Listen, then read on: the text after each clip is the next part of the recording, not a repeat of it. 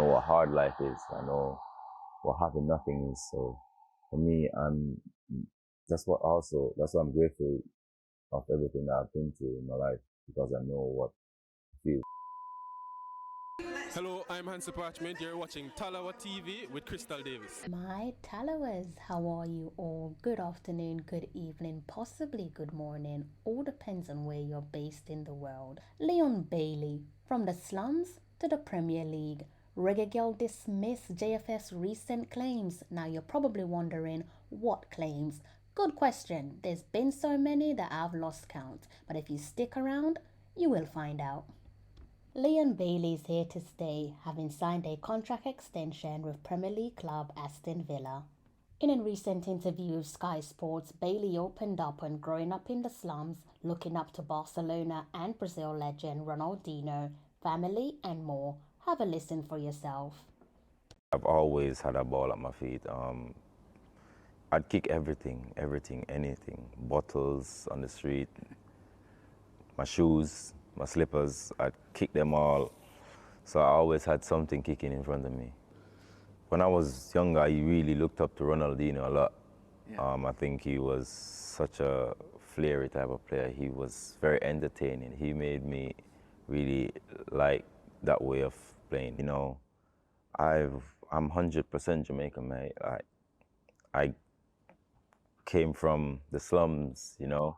I know what hard life is. I know what having nothing is. So for me, that's why I'm grateful of everything that I've been through in my life, because I know what it feels like not having something.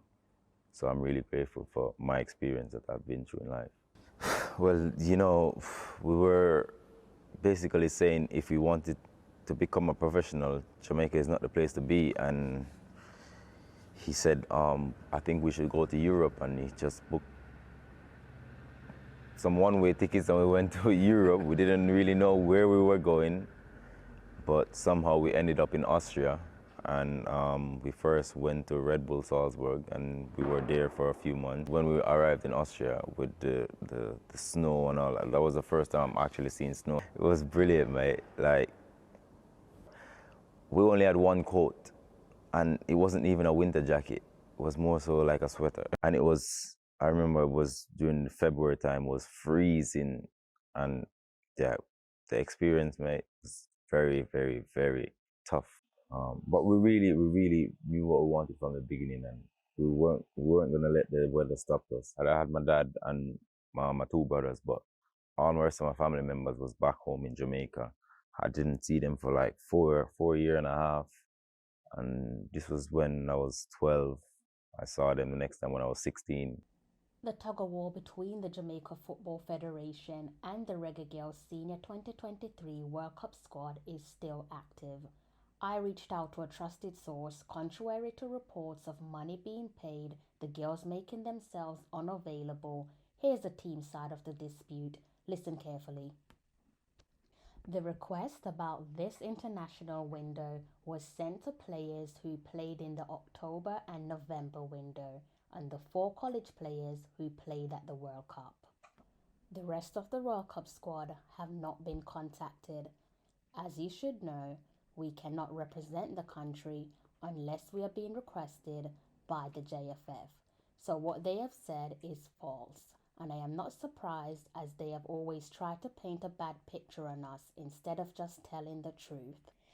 Right, guys, for clarity, I had this conversation on the 8th of February. Alright, so please allow me to continue. Yes, we have received money.